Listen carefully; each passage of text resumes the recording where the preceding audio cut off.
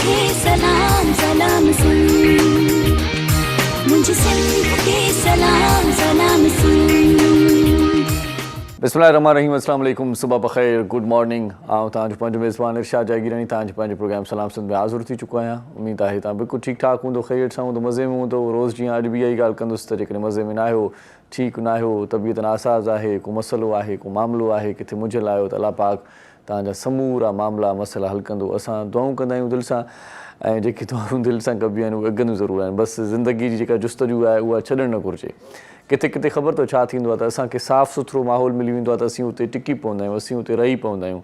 पर के ॼाण वारा माण्हू चवनि था, के ॾाहा चवनि था त किथे किथे ईअं बि थींदो आहे जो बज़ाहिर जेका शइ साफ़ु सुथिरी नज़र ईंदी आहे या माहौल साफ़ु सुथिरो नज़र ईंदो आहे या कंफर्ट ज़ोन नज़र ईंदो आहे, उते बि असांजे लाइ ख़तरा तमामु वधीक हूंदा आहिनि। उते बि असांखे सोचणु घुरिजे, उते बि असांखे लोचणु घुरिजे, उते बि असांखे जाइज़ो वठणु घुरिजे त हीउ जेको माहौल आहे जिते आउं पंहिंजो पाण खे ईज़ी फील करे रहियो आहियां, छा इहा जेको आराम वारो जेको सिलसिलो आहे इहो किथे ख़तरनाक त न थी सघंदो अॻिते हली करे, या थी त न वेंदो अॻिते हली करे।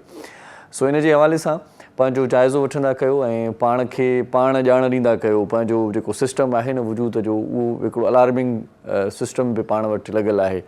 पाण खे ख़बर पइजी वेंदी आहे जेकॾहिं जाइज़ो वठंदासीं। ईअं ख़बर न पवंदी, जेकॾहिं जाइज़ो वठंदासीं त ख़बर पइजी वेंदी त पाण किथे मुंझियल आहियूं, किथे मामिलो ख़राबु थियण वारो आहे, किथे असांखे छा थियण वारो आहे। पाण पंहिंजो जाइज़ो वठो, पंहिंजी जेका छहीं जेका हिसा आहे उनखे फॉलो रखो ऐं हेॾे होॾे नज़रसानी कंदा कयो।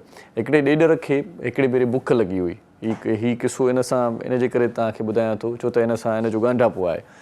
ॾेॾर पंहिंजे खूह मां निकिरी करे ॿाहिरि निकितो, बुख जो लॻसि त ॿाहिरि निकितो खूह मां, जेको पंहिंजो आराम वारो जेको हुनजो ज़ोन हुयो उहो छॾे करे ॿाहिरि निकिरी आयो। ॿाहिरि निकिरी आयो, ॾिठईं त हिकिड़ी पथर ते का खाइण वारी शइ पई हुई। हुन सोचियो त इहा खाई वठां। जीअं पथर ते हुन टप ॾिनो, टप जीअं ॾिनई त उनखां पोइ हिकिड़े हमराह हुन ॾेॾर खे थेलीअ में वाड़े छॾियो, थेलीअ में कब्ज़े में करे छॾियो ऐं घरु खणी आयो। घरु जीअं खणी आयो त हुन हिकिड़े ॿाटे में ॾेॾर खे विझी साफ़ु सुथिरे पाणीअ में ऐं चुल्हे ते चाढ़े छॾियो। ॾेॾर साफ़ु सुथिरो पाणी ॾिठो, छो त थधिड़ो पाणी ऐं साफ़ु सुथिरो पाणी। ॾेॾर खे ईअं लॻो त हीउ ॾाढो ज़बरदस्तु ज़ोन आहे मुंहिंजे लाइ, आराम वारो ज़ोन आहे ऐं हिन वक़्तु आउं फ़रहत में आहियां, करार में आहियां, मज़े में आहियां, इन खां वधीक छा घुरिजे। मालिकी थिए थी, एॾो ज़बरदस्तु माहौल ऐं एॾो ज़बरदस्तु टप आहे या बाटलो आहे जंहिंमें आउं हिन वक़्तु तरी रहियो आहियां। थोरी देरि खां पोइ बाहि जॾहिं बाटे खे गरमु करणु लॻी त ज़ाहिर आहे त पाणी बि गरमु थियणु लॻो। पाणी जीअं गरमु थियणु लॻो त ॾेॾर में हिकिड़ी कुदरती सलाहियत हूंदी आहे त उहो पाण खे वरी थधे करण जी कोशिशि कंदो आहे। उनजा जेके मसल्स आहिनि उहे जॾहिं खोलींदो आहे त पोइ पंहिंजी पाण जेका आहे जेको माहौल हूंदो आहे गरमु, उनखे पाण थधे करण जी उन में हिकिड़ी सलाहियत मौजूदु हूंदी आहे। हुन पंहिंजो पाण खे थधे करण जी कोशिशि कई। जीअं पाणी गरमु थींदो वियो तीअं हू थधो करण जी पाण खे कोशिशि कंदो वियो। जीअं पाणी गरमु थींदो वियो तीअं पाण खे थधो करण जी कोशिशि कंदो वियो। पर पाणी जीअं त उॿरी चुको हुयो, उॿरण वारो पाणी थी वियो, त हुनजा जेके मसल्स हुआ, हुनजो जेको जेका स्टेमिना हुई, हुनजी जेका एनर्जी हुई, हुनजी जेका ताक़त हुई, हुनजी जेका सलाहियत हुई, उहा हुनखे जवाबु ॾेई हुई त बाबा हाणे इन खां वधीक गरमु पाणी में आउं तोखे थधो नथो रखी सघां। हाणे बाबा जवाबु अथई, हाणे पाण ॼाण। उनखां पोइ ॾेॾर टप ॾियणु शुरू कया, उनखां पोइ ॾेॾर फतकणु शुरू कयो, उनखां पोइ ॾेॾर माना पंहिंजो पाण खे हिमत हारे ऐं वॾी जुस्तजू, वॾी जाखोड़ करण जी कोशिशि कई त हिन टप मां टपो ॾेई करे ॿाहिरि निकिरी सघां, पर हू निकिरी न सघियो ऐं पोइ नेठि चटणी चट थी वियो। सो घणा माण्हू ॾेॾरनि जो सूप पीअंदा आहिनि, इन करे पाण वठी इहो न आहे। आउं तव्हांखे मिसाल इन जे करे ॾियां थो त कॾहिं कॾहिं के ज़ालिम माण्हू ईअं जीअरे बि के वारदातूं करे वठंदा आहिनि, पर मिसाल ॾियण जो मक़सदु इहो आहे त ॾेॾर जॾहिं सम्झो पए त हीउ कंफर्ट ज़ोन आहे, उते हू आराम सां मज़े सां पहिरियां आराम करे रहियो पाणीअ जे टप में, पर हुनखे ख़बर न हुई, हुनखे इहा ॼाण न हुई त जेको ईंदड़ वक़्तु आहे, जेको ईंदड़ लम्हो आहे, जेको ईंदड़ पल आहे, उहो मुंहिंजे लाइ इंतिहाई ख़तरनाक साबित थींदो। पाणी त बज़ाहिर साफ़ु सुथिरो हुयो, पर उन वक़्तु जेकॾहिं हू सम्झी वठे हा, सोचे वठे हा ऐं उन वक़्तु ई टप ॾेई, छो त हू ठीकु हुयो ऐं आज़ादु हुयो, टप ॾेई करे ऐं उन बाटले मां, उन पाणीअ मां जेकॾहिं हू निकिरी वञे हा त शायदि उन हमराह जे हथ बि न चढ़े हा ऐं ठेंग ॾींदो किथे ग़ाइबु थी वञे हा, पर न थी सघियो। बिल्कुलु ईअं ई असां बि किथे किथे माहौल साफ़ु ॾिसंदा आहियूं, पर हक़ीक़त इहा आहे त उन साफ़ु माहौल में असांजी सलाहियतुनि जो क़तलु थींदो आहे, असांजे टैलेंट्स जो क़तलु थींदो आहे। असीं उते पंहिंजो पाण खे ॼमाए छॾींदा आहियूं, पंहिंजो पाण खे विञाए छॾींदा आहियूं, ॼमाए बि छॾींदा आहियूं, विञाए बि छॾींदा आहियूं। हिकु मामूली ज़िंदगी जेका हूंदी आहे पंहिंजी सुठी गुज़रण वारी, चवंदा आहियूं मामूली पघार आहे बाबा, गुज़ारो थिए थो, ठीकु आहे, इते ई पाण खे रहणो आहे, इते ई पाण खे ॼालणो आहे, इते ई पाण खे लोचणो आहे, इते ई पाण खे सोचणो आहे। पोइ पंहिंजूं जेकियूं सलाहियतूं आहिनि किथे ॿिए हंधि किथे बि न अची सघंदियूं आहिनि, पाण उते ई ज़फ़र जिसकानी चवंदा आहे त ज़ंग आलूद थी वेंदा आहियूं पाण, पोइ पाण उते ई कटिजी वेंदा आहियूं, कटिजी माना माण्हुनि खां बि कटिजी वेंदा आहियूं, और पाण ते बि ज़ंग चढ़ी वेंदी आहे, पाण कटिजी वेंदा आहियूं ऐं पाण पोइ किथे बि कंहिं कम जा न रही सघंदा आहियूं। कॾहिं कॾहिं पाण ॾिसंदा आहियूं त पाण आसाइशुनि जे चकर में माना जेकॾहिं बेड ते पाण सुता पिया आहियूं, हाणे सियारे जी मुंदि पिया आहे, सुता पिया आहियूं, त पोइ ॿाहिरि निकिरण जी पाण खे, ॿाहिरि वञण जी पाण खे, वॉक करण जी पाण खे हिमत न थींदी आहे। पाण खे लॻंदो आहे त हीअ ॾाढी ज़बरदस्त ज़िंदगी आहे, सुता पिया आहियूं, करार आहे, मथां जेको आहे सवड़ आहे, रिली आहे या रज़ाई आहे, ब्लैंकेट आहे, जेको बि आहे, सो हिन में पाण खे मज़ो थो अचे। पर इहा ख़बर नाहे त इन मज़े जे चकर में पाण पंहिंजा हॾ जेके आहिनि से उहे ख़राबु करे रहिया आहियूं। पाण जेकॾहिं वर्जिश कंदासीं, पाण जेकॾहिं जॉगिंग कंदासीं, त पंहिंजी सलाहियत, पंहिंजी तवानाई, पंहिंजी एनर्जी पाण खे अञा वधीक मिलंदी। पाण कॾहिं कॾहिं सोचींदा आहियूं त होटलिंग करे वठूं ऐं हर ॿिए टे ॾींहुं मटन कढ़ाई खाई वठंदा आहियूं, पर इहा ख़बर नाहे त पाण खे जेके जेन्युइन शयूं आहिनि, जेकी असली शयूं आहिनि, जेके नेचुरल शयूं आहिनि, उहे खाइण सां एनर्जी मिलंदी, ताक़त मिलंदी। जंक फूड जो इस्तेमालु घटि कयूं। मतिलबु हीउ समूरो जेको मामिलो आहे, कॾहिं कॾहिं आउं चवंदो आहियां त टेस्ट जेका आहे सा जिते मज़ो ईंदो आहे, उहे मज़े वारियूं शयूं ख़तरनाक हूंदियूं आहिनि। चवणु सिर्फ़ु इहो थो चाहियां, जिते मज़ो ईंदो आहे, जॉब में तव्हांखे मज़ो अचे थो, मामूली पघार आहे, चवंदा आहिनि इलाही माण्हू त यार हिते संगत थी वई आहे, दोस्ती थी वई आहे, त सभु मज़े जा पंहिंजा घर भाती थी वियूं, यार हिते ॾाढो भलो आहियां, पर तव्हां पंहिंजी ज़िंदगी मिड़ी गुज़ारे रहिया हूंदा आहियो। गुज़ारो हूंदो आहे, गुज़ारे खां वधीक सोचो त गुज़ारे खां वधीक तव्हांखे छा करणु घुरिजे, पंहिंजा सोर्सिस कहिड़ा कहिड़ा यूज़ कयो, पंहिंजो पाण खे यूटिलाइज़ कयो, पंहिंजी सलाहियतूं जिते किथे किताब आणियो, कुझु हुतऊं कुझु हुतऊं कुझु हुतऊं, ईअं ई तव्हांजी ज़िंदगीअ जो चरखो हलंदो। किथे किथे जेको कंफर्ट ज़ोन आहे उहो तव्हांजे लाइ ख़तरनाक हूंदो आहे, उते पंहिंजो पाण खे ॼमाए न वियो, उते पंहिंजो पाण खे ख़तमु न करे वियो। इहो तव्हांखे गुज़ारिश में, तव्हांखे अर्ज़ में सुबुह सुबुह सां इहा ॻाल्हि करणी हुई। अॼु तवानाईअ खे बचाइण जो ॾींहुं बि आहे, मतिलबु त असां बिजली कीअं बचाईंदासीं। बिजलीअ खे बचाइण जा खोड़ सारा जेकी आहिनि से तरीक़ा हुकूमत तरफ़ां बि इस्तेमालु कया विया, खोड़ सारनि मौक़नि ते। कॾहिं कॾहिं पाण ॿुधंदा आहियूं त जेकी शॉपिंग मॉल्स आहिनि उहे शाम जो 6 बजे खां बंदि हूंदा ऐं सुबुह जो 6 बजे खुलंदा, ऐं ईअं थींदो त राति जी जेका लाइटिंग आहे, राति जी जेका शमाशम ऐं जेको चराग आहे लाइटुनि वारो, उहो थोरो घटि थी वेंदो, त पोइ एनर्जी बची वेंदी। पर इन करण सां बि को हलो खड़तेल को शायदि न निकितो हुयो। वरी उन खां पोइ मार्केटूं वरी मामूल मुताबिक़ हली रहियूं आहिनि। ॻोठनि में हिन वक़्तु लोड शेडिंग जी तमामु घणी ख़तरनाक सूरत हाल आहे। तोड़े जो सियारो आहे, सियारे में बिजलीअ जी खपत हूअं ई घटि थींदी आहे। महिरबानी करे तव्हां ऐं असां जेकी बि माण्हू आहियूं, उहे सभई बिजली पाण बचाए सघूं था। बिजली बचाइण सां ईअं बि थींदो त पंहिंजो बिल बि बची पवंदो, पाण बचति कंदासीं। पाण जेके यूनिट्स आहिनि उहे हाणे त जेको के इलेक्ट्रिक जो कराची जो जेका सूरत हाल आहे उहा तव्हांखे ॿुधायां त जेके यूनिट्स जेकॾहिं 100 खां वधी वेंदा आहिनि त उनजी चार्जिस थोरी डबल थी वेंदी आहे। 100 यूनिट ताईं जेकॾहिं तव्हां इस्तेमालु कयो था त तव्हांजी जेका आहे सा फ़ी यूनिट उहो तव्हांखे सस्तो पवंदो। सो इन करे महिरबानी करे जेकी बि ग़ैर ज़रूरी बल्ब आहिनि, हिकु त सवली सिंधी ॻाल्हायां त सभिनी खे सम्झ में ईंदी, सभु इहो ॼाणो था त उहे ग़ैर ज़रूरी जेके बल्ब आहिनि उहे बंदि करे छॾींदा कयो ऐं कोशिशि कंदा कयो जॾहिं मार्केट वञो था त उहे बल्ब वठो जिन जो वोल्टेज जेको आहे सो घटि हुजे, घटि बिजली खपाइनि ऐं रोशनी वधीक ॾियनि। अहिड़ा बि बल्ब मार्केट में अची विया आहिनि। सो पाण पुराणे वक़्त जा जेकी बल्ब आहिनि उहे इस्तेमालु कंदा आहियूं। कॾहिं कॾहिं चवंदा आहियूं त हीअ रोशनी वधीक आहे, पर न, हाणे नवां तरीक़ा अची विया आहिनि। हाणे त फ्रिज बि अहिड़ी अची वई आहे जेका तव्हांखे तमामु मामूली जेका आहे सा बिजलीअ जे इस्तेमाल सां तव्हांखे थधाइण ॾींदी, तव्हांजूं शयूं थधियूं कंदी। हाणे त जेकी एयर कंडीशन्स अची विया आहिनि उहे बि तमामु घणे नए तरीक़े सां जिदत वारा अची विया आहिनि। सो बिजलीअ खे बचाइण जा खोड़ सारा तरीक़ा आहिनि ऐं बिजली बचायो पंहिंजे लाइ, क़ौम जे लाइ, मुल्क जे लाइ। पाण खे खोड़ सारो अरसो थी चुको आहे, पर पाण अञा बि लोड शेडिंग खे मुंहुं ॾेई रहिया आहियूं। या लोड शेडिंग तॾहिं ई ख़तमु थींदी जॾहिं असां बिजली बचाईंदासीं। ऐं जेकी बि दोस्त वरी बिजली चोरी कनि था उन्हनि खे बि गुज़ारिश कंदासीं त चोरीअ खां थोरो पासो कयो, मुल्की ख़ज़ाने में कुझु ॾियो ऐं बिजलीअ जो जेको निज़ाम आहे उहो दुरुस्त थी सघे थो। छो त तव्हां जॾहिं चोरी कंदा आहियो त तव्हांजी चोरीअ जो जेको असरु पवंदो आहे उहो उन्हनि माण्हुनि ते पवंदो आहे जेके वीचारा बिल ॾींदा आहिनि।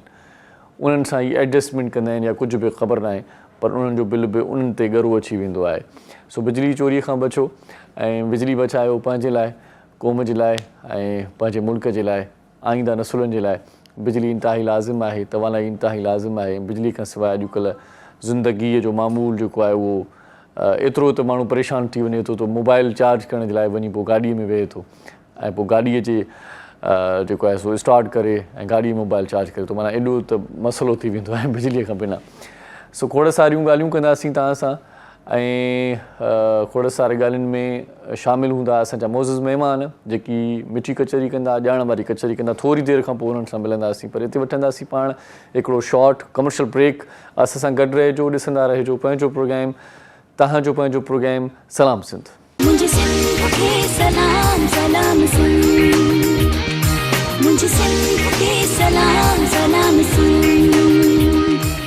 सलाम सिंध में हिकु भेरो वरी तव्हांखे भलीकार चऊं था, ख़ुशि आमदीद, लख थोरा तव्हां असांजो प्रोग्राम ॾिसंदा आहियो ऐं पसंदि कंदा आहियो। अॼु ॾाढा सुठा कलाम ॿुधंदासीं ऐं अॼु उन शख़्सियत खे पाण यादि कंदा हलूं हिते, जंहिं शख़्सियत असांजी सिंध धरतीअ जे लाइ खोड़ सारा क़ौमी गीत लिखिया, खोड़ सारी शाइरी ॾिनी असांखे।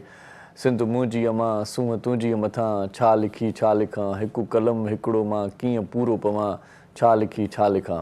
अॼु ताजल बेवर साहिब जो ॾींहुं बि आहे, उनजी वफ़ात जो ॾींहुं आहे, उनजी वरसी जो ॾींहुं आहे। अॼोके ॾींहं ते दिमाग़ी जेका रग आहे, जेके ब्रेन हेमरेज बि चयो वेंदो आहे, फाटण सबबि ताजल बेवर साहिब अॼोके ॾींहं ते असांखां विछड़ी वियो, लाॾाणो करे वियो। उनजी आख़िरी आरामगाह चौकुंडी क़ब्रिस्तान में आहे। जेकॾहिं कोई चौकुंडी क़ब्रिस्तान वञे थो त ताजल बेवर साहिब जी मज़ार ते ज़रूरु हाज़िरी भरे, दुआ घुरे, ताजल बेवर साहिब जा दर्जा बुलंद हुजनि। ताजल बेवर साहिब सिंधी ॿोली जो ॾाढो ज़बरदस्त शाइर रहियो ऐं शेख अयाज़ जी शाइरीअ सां गॾोगॾु हिकिड़ो किताबु उनजो छपियो। उन सां गॾोगॾु उर्दू शाइरी में बि ताजल बेवर साहिब तमामु घणो पाण मल्हायो ऐं मुख़्तलिफ़ उहिदनि ते पाण रहिया, सरकारी उहिदनि ते रहिया, रजिस्ट्रार रहिया। शाह अब्दुल लतीफ़ यूनिवर्सिटी ख़ैरपुर में वाइस चांसलर जो सलाहकार पिणु रहियो। मूंखे यादि आहे उन ज़माने में आउं बि ख़ैरपुर में साईं जन खे ॾिसंदो हुयुसि ईंदे वेंदे। सो ताजल बेवर साहिब जी जेका इल्मी जेका सलाहियत हुई उहा तमामु घणी ज़बरदस्त हुई। ताजल बेवर साहिब सिंधी ॿोलीअ जो ॿ गुणो शाइर, जीअं न मोती प्रकाश साहिब जो असां वटि अञा हिकिड़ो गीत हलंदो आहे पाण वटि बि, थोरे जो हिंद जो शाइर आहे, आंधीअ में जोत जॻाइण वारा सिंधी। सो जीअं ई इहो कलाम आहे त ईअं ई ताजल बेवर साहिब जेका शाइरी आहे, सिंध मुंहिंजी अमां सूंहं तुंहिंजी मथां, उनखे वरी हिते बि पज़ीराई आहे त हिंदुस्तान में पज़ीराई आहे। जीअं न मोती साहिब जो असां वटि ॿुधो वेंदो आहे तमामु घणो, आंधीअ में जोत जॻाइण वारा सिंधी, ईअं ई ताजल बेवर साहिब जो ई कलाम सिंध मुंहिंजी अमां खे हिंद में तमामु घणो पसंदि कयो वेंदो आहे ऐं उते ॿुधो वेंदो आहे। सो ताजल बेवर साहिब जे हवाले सां खोड़ सारियूं ॻाल्हियूं करणियूं आहिनि, पर कॾहिं को सुठो प्रोग्राम, को निवेकलो प्रोग्राम, को अलॻि प्रोग्राम कंदासीं, मुकमल डेडिकेशन ॾींदासीं ताजल बेवर साहिब खे। पर सार चवंदा आहिनि त विसरंदी न आहे, यादि ईंदी रहंदी आहे। सो यादि अची वई ताजल बेवर साहिब जी, ॾींहुं फिरी आयो त पोइ ताजल बेवर साहिब खे असां मामूली हिकिड़ी डेडिकेशन ॾिनीसीं ऐं उनजी जेका फैमिली आहे, उन जेको कुटुंब आहे, उहो बि पंहिंजो मठि पाण आहे, पंहिंजे पेरनि ते आहिनि ऐं उनजी हिकिड़ी जेका आहे सा न्याणी खणी चऊं, छो त उनजे घराणे जी आहे बाखला शारी, उहा ॾाढो सुठो ॻाए पई। बाखला शारी जो नानो आहे ताजल बेवर साहिब। सो हिते पाण महिमान पहुची चुका आहिनि, उन्हनि जी जेका आहे सा तारीफ़ बि कबी ऐं उनजो तारुफ़ बि कबो, उन्हनि सां कचहरी बि कबी। ऐं इन तरफ़ वधां थो, पहिरीं जेका महिमान शख़्सियत आहे उहा फ्लोरा पेस्ट कंट्रोल सिस्टम, उनजो हिकिड़ो पंहिंजो कारोबार आहे, उन सां मुंसलिक आहिनि। इन खां सवाइ डेंगी जे हवाले सां उन्हनि तमामु घणो कमु कयो ऐं डेंगी में कंसल्टेंट क्वालिफाइड हुया, जेकी पाण वटि हिन वक़्तु प्राइम मिनिस्टर आहिनि। उन वक़्तु वज़ीर आला जॾहिं पंजाब हुया त उन वक़्त में पंजाब में डेंगी जो वॾो ख़तरो थी वियो ऐं उन में पाण जेको असां वटि महिमान दोस्त आहे उन पाण मल्हायो।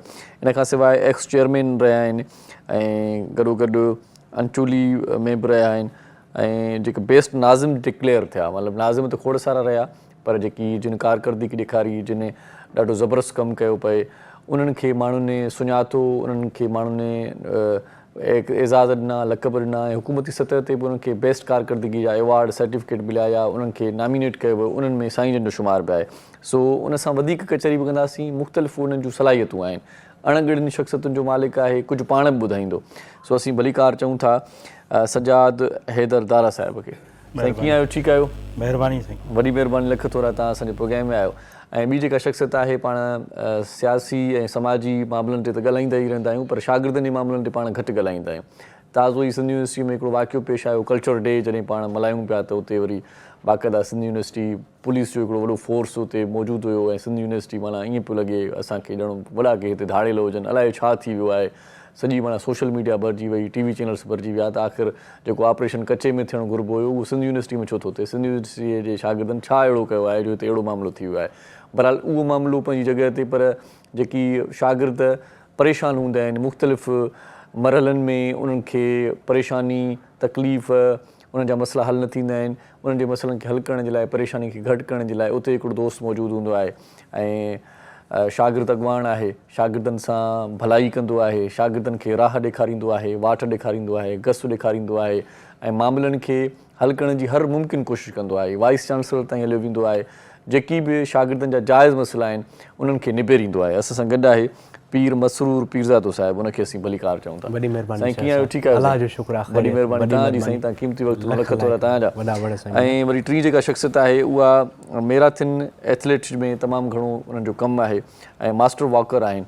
सो आउं थोरी देरि पहिरियां जॾहिं उन्हनि सां वाक़फ़ियत थी त खोड़ सारियूं उन्हनि जूं जेकी उर्दू मीडिया ते जिन दोस्तनि उनखे घुरायो हुयो उहे क्लिप्स बि उन ॾेखारियूं पई, मूं बि ॾिठियूं पई।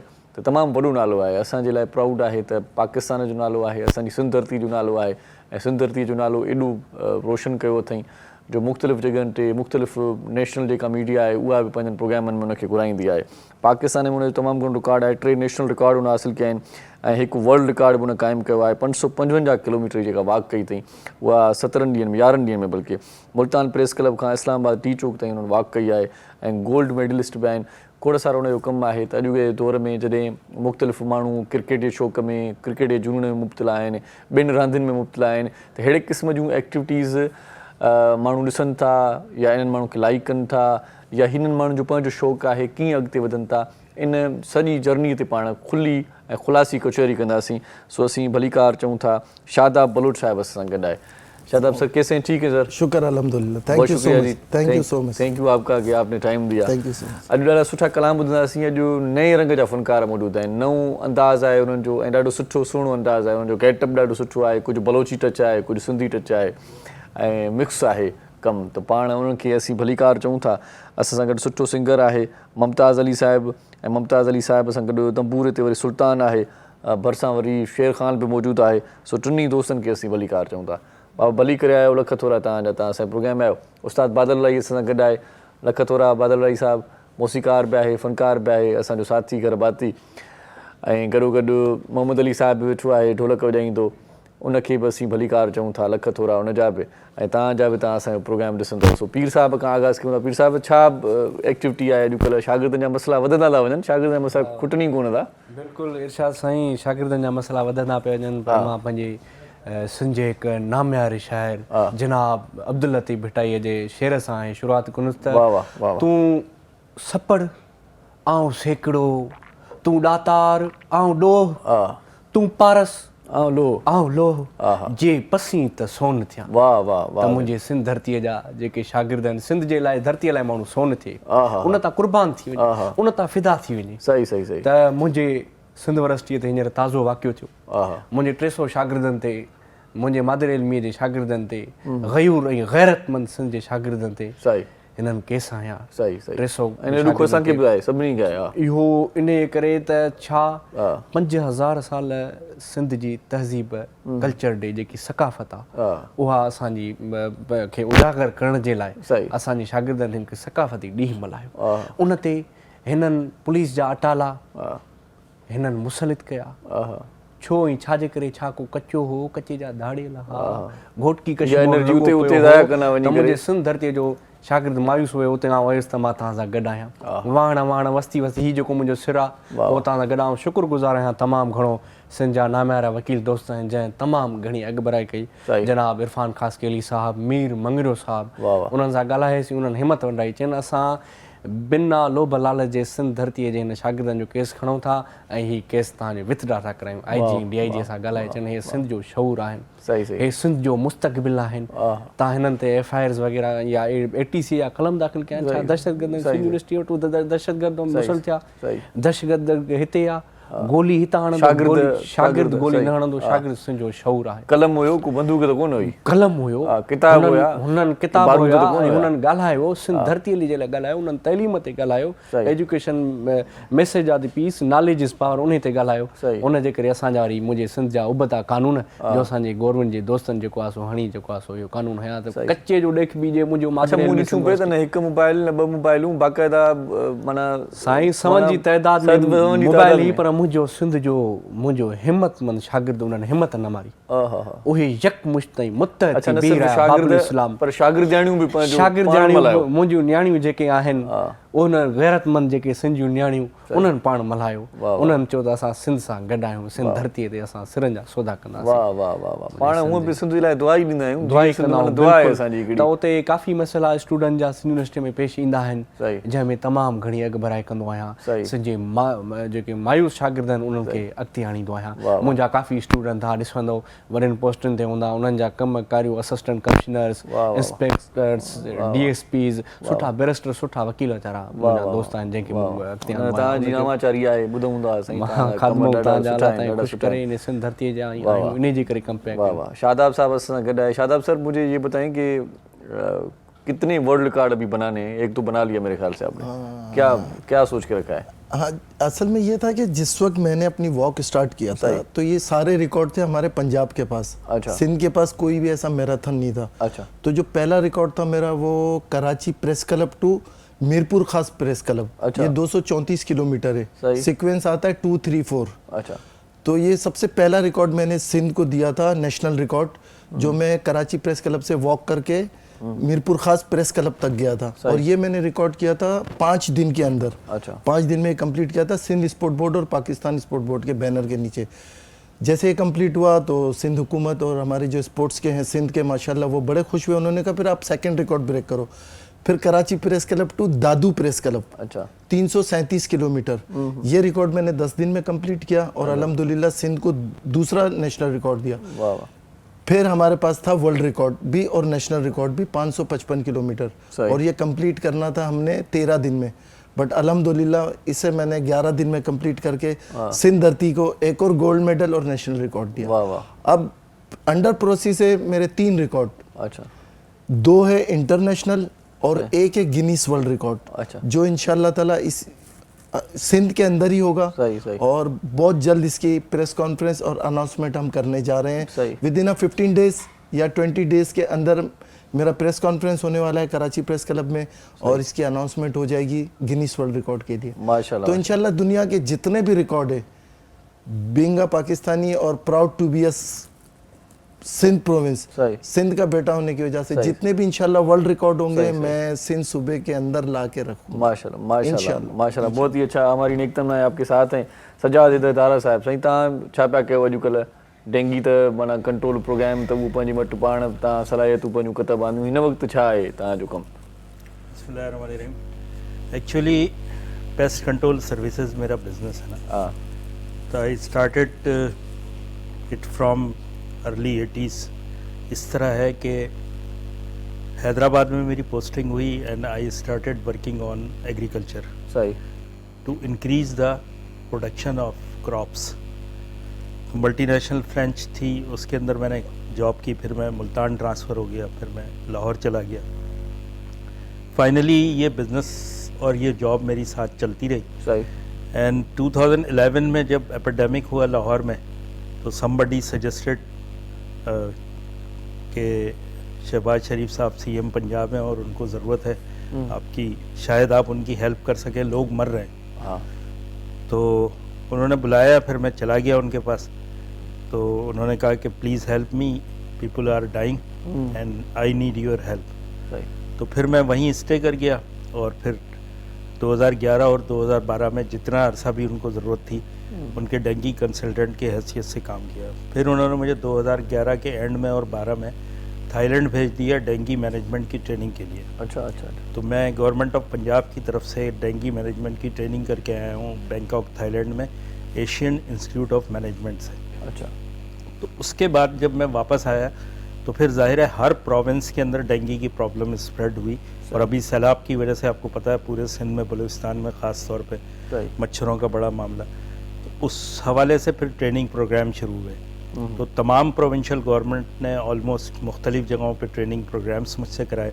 अभी लास्ट जो मैं प्रोग्राम करके आया हूँ वो केच में बलूचिस्तान में करके आए। अच्छा। तो उसमें 400 लोगों की मैंने ट्रेनिंग की, जिसमें आर्मी वाले भी थे, रेंजर्स वाले भी थे, नेवी वाले भी थे, FC वाले भी थे, और हेल्थ डिपार्टमेंट की लेडीज़ और जेंट्स भी थे। अच्छा। तो वो 3 दिन का मेरा प्रोग्राम था वहाँ पे, उनका फील्ड का प्रोग्राम भी था और सही जो वो प्रोग्राम है। तो इस तरह, और इन चीज़ों को मैं खिदमत के तौर पे लेता हूँ कि ये अगर पाकिस्तान के लोगों की हेल्प हो जाती है और किसी भी सूबे की। चलिए आपकी खिदमत पे मज़ीद रोशनी डालेंगे, एक अच्छा सॉन्ग सुनाते हैं आपको। साईं ममताज़ आप छा था ॿुधायो? सर नूरन जी शान में हिकिड़ो कलाम ॿुधाईंदो। वाह वाह वाह वाह कयो अथई, वाह वाह। सजड़ा बुध पांधियड़न जाओ जबलन जा साईं,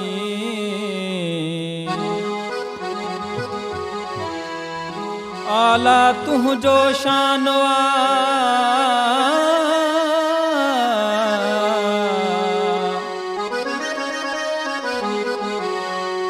आला तूं जो शानवा तू नूरानी नूराही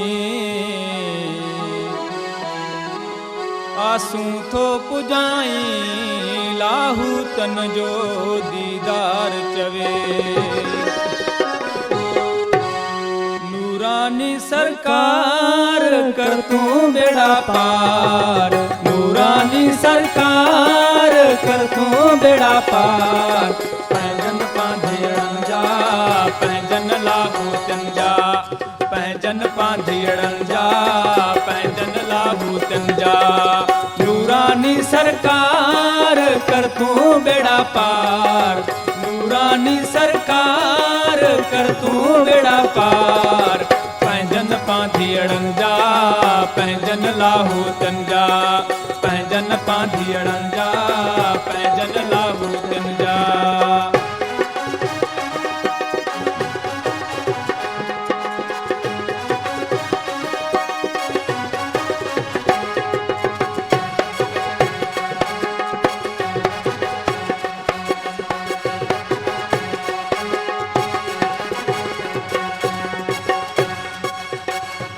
परदेसी आहिन सवाली खण पुगा सब झोलियूं खाली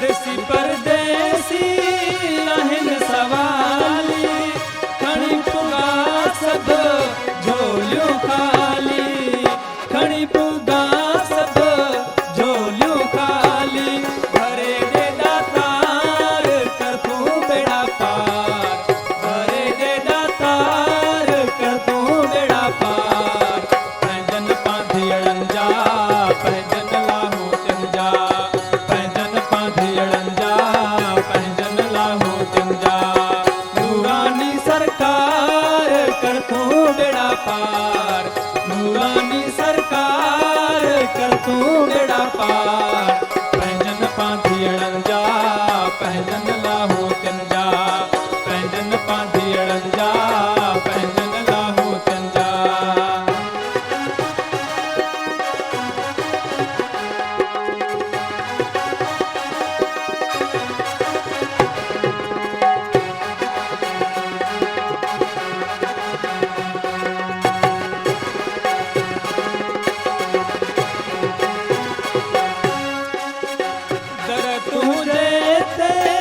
वजन नगारा खराई जबल में गूंजन नारा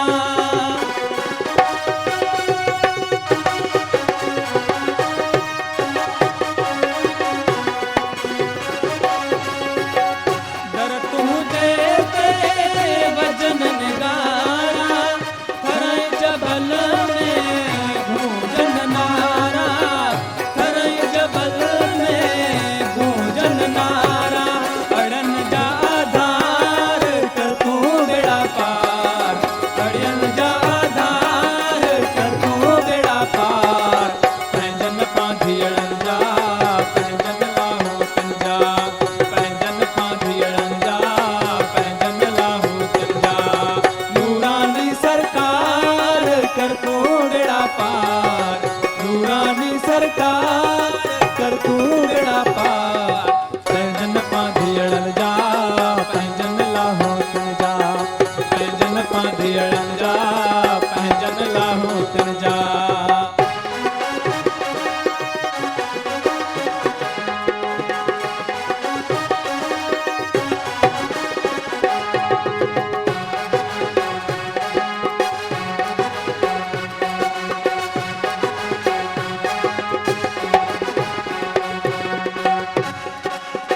पंजतन पाक जो प्यारो आही सोलंगी पीरल बख्श जा साईं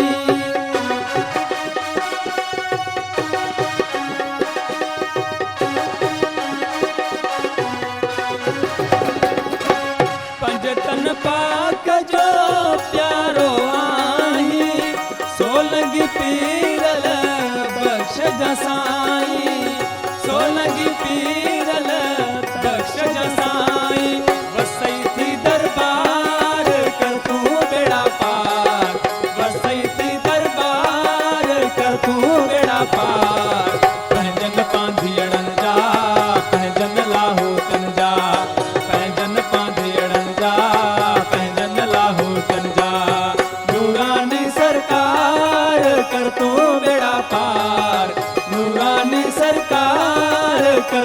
बेड़ा पार पैंजन पांधी अड़ंजा पैंजन लाहू तंजा पैंजन पांधी अड़ंजा पैंजन लाहू तंजा।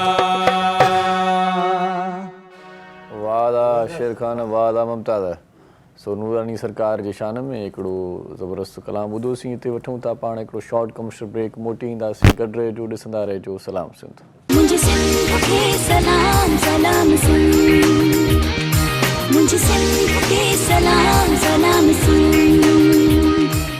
सलाम सिंध में वरी तव्हांखे भलीकार चऊं था। असां मौज़ूअ में महिमान गॾु आहिनि, तव्हां बि गॾु थी सघो था। जेकॾहिं तव्हां टेलीफोन करणु चाहियो था त भली कयो, असांखे कोई इतराज़ न आहे। असांखे ख़ुशी थींदी त तव्हां असां सां गॾु आहियो, जुड़ियल आहियो, असांजो प्रोग्राम ॾिसो पिया। असांखे फीडबैक तकिड़ो मिलंदो आहे त पोइ हिमत हौसलो असांजो बि वधंदो आहे। सो असां गॾु शादाब बलोच साहिबु गॾु आहे, जेको मैराथन एथलीट आहे, ऐं गॾोगॾु तव्हां उन सां कचहरी कंदे, असां कचहरी कंदे तव्हांखे ॼाण ॾींदासीं। मास्टर वॉकर आहे, ऐं साईं सजाद हैदर दारा साहिब सां गॾु आहे, ऐं पीर मसरूर पीरज़ादा साहिब गॾु आहे। कचहरी जो सिलसिलो कंटिन्यू रखूँ था। शादाब सर, मुझे ये बताएं कि कहाँ से वैसे बिलोंग कहाँ से करते हैं, कराची से या किसी और इलाके से, किसी और शहर से?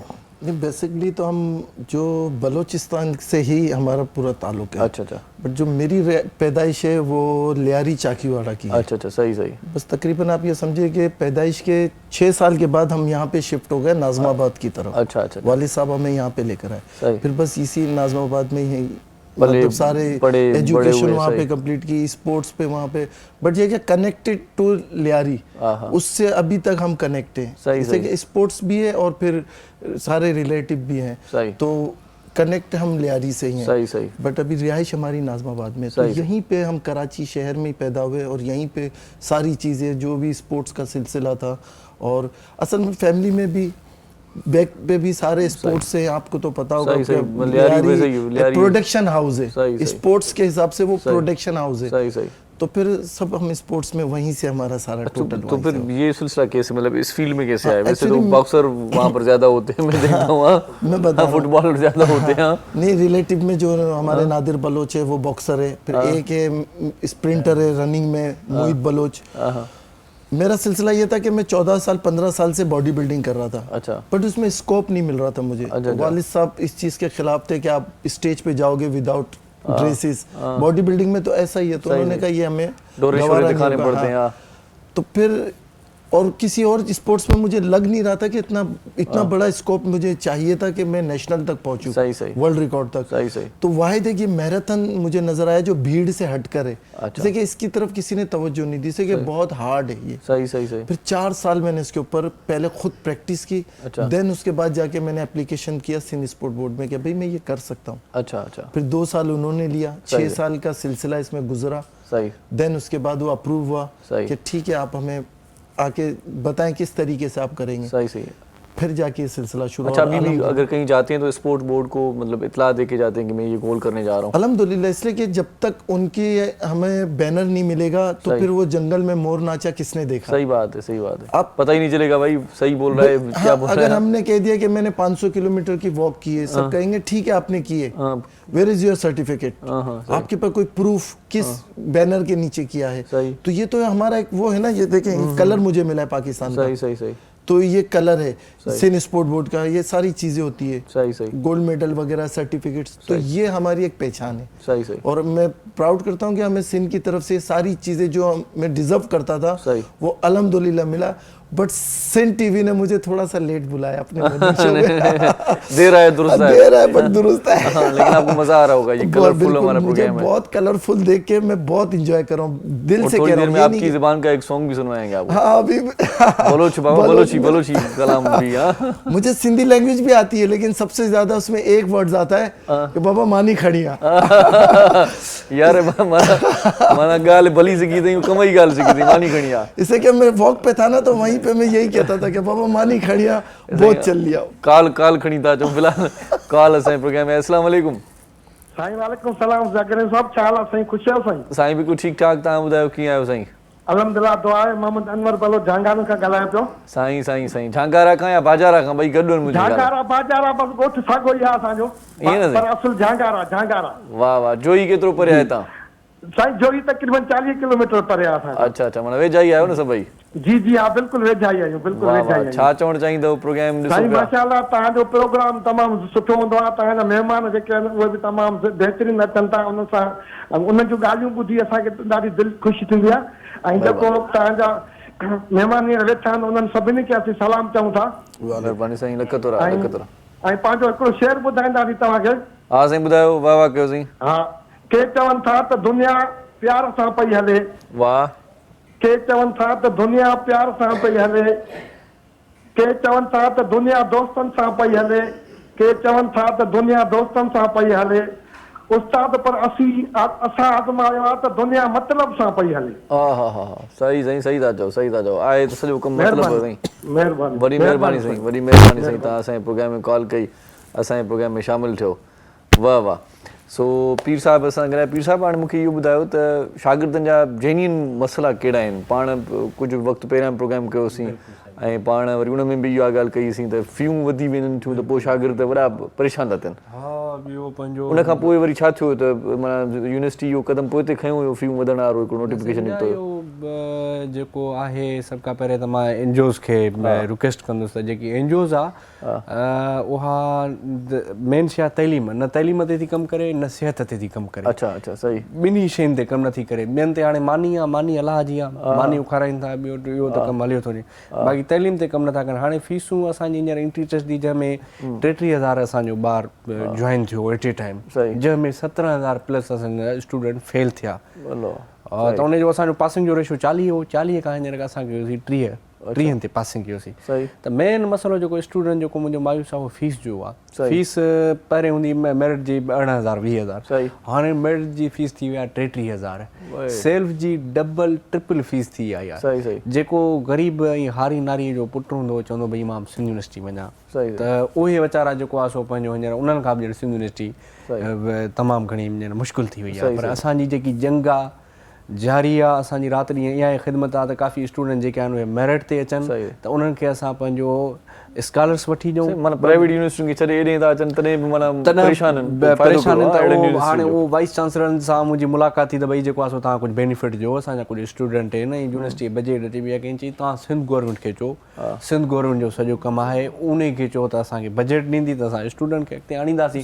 पोइ ऐं पंहिंजे महिनत ते पंहिंजे बलबूते ते कुझु दोस्तनि सां वास्ता वग़ैरह आहिनि जेको अॻिते कुझु कंपनीज़ आहिनि उन्हनि खां पंहिंजो हेल्प वठी मां स्टूडेंट वीचारा जेके सेल्फ आहिनि उन्हनि जी बि पंहिंजो नीड पूरी कंदा आहियूं। स्कॉलर फीस जी जेको हूंदो आहे ऐं वॾे में वॾो मसइलो हुते पॉइंट जो आहे जेके बसूं आहिनि असांजी सिंध यूनिवर्सिटीअ जूं तमामु घणो डिस्ट्रॉइड आहिनि, तमामु तबाह आहिनि। उन्हनि जे लाइ असां हींअर वाइस चांसलर सां मीटिंग कई त भई महिरबानी करे नयूं पॉइंटूं ॾियो जंहिंमें असांजो सिंध जो शौर अचे वञे ऐं टाइम ते उन्हनि खे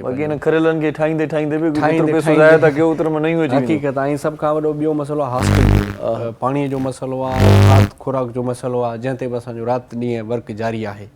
ऐं ॿियो जेको इशू आहे वॾे में वॾो स्टूडेंट खे जेको पास सर्टिफिकेट मिले थो, ट्रांसक्रिप्ट मिले थी, डिग्री मिले थी, उहा टाइम ते नथी मिले। सही सही। त उते कुझु दोस्त आहिनि जेके मनपसंदीदा ते ॼनि था जेके वीचारा ऐं जेके वीचारा मायूस स्टूडेंट डिग्री कम जी आहे त उहो 2 महीननि खां पोइ मिले, 2 महीननि खां पोइ फ़ाइदो करो साईं। हाणे मोटकीअ खां अचे, कश्मीर खां अचे, वीचारो मुंहिंजो दोस्त थर खां अचे ऐं जेको हिते हैदराबाद में वेठो आहे, कराची में वेठो आहे, यूनिवर्सिटी सां गॾु वेठो आहे, उन्हनि जा वरी उते कम थी वञनि। हाणे घोटकी थर वारो काॾे वञे, उते मुंहिंजो सिर हूंदो आहे जेको पहुची वञी उन्हनि खे एट ए टाइम ते वर्कआउट करे डिग्री मां वठी ॾींदो आहे त भई तव्हां वञो ई पंहिंजो कम जी कयो। तव्हां पोइ सुठा ऑफिसर बणिबा आहिनि, लाहौर वेंदा आहिनि, CS जी लाइ तयारी कंदा आहिनि, उन्हनि में हौसलो हिमत ॾींदा आहियूं त बाबा इहे जेके सिंध असेंबली आहे जंहिंमें अॼु MPs वेठा आहिनि इन्हनि सीटुनि ते तव्हां ईंदव। इहे जेकी पार्लियामेंट लॉक इस्लामाबाद में जिते इहे वेठा आहिनि MNAs मिनिस्टर इहे ई तव्हां हो। अॻिते अचो पोइ उन्हनि जी जेको क्लास में डिबेट ऐं पंहिंजो लेक्चर ॾींदो आहियां उते स्टूडेंट ॾाढो ख़ुशि थींदा आहिनि, मुतासिर थींदा आहिनि, अञा घणो तवजो कंदा आहिनि पढ़ाई ॾे त अञा असां अॻिते अचूं ऐं वधूं।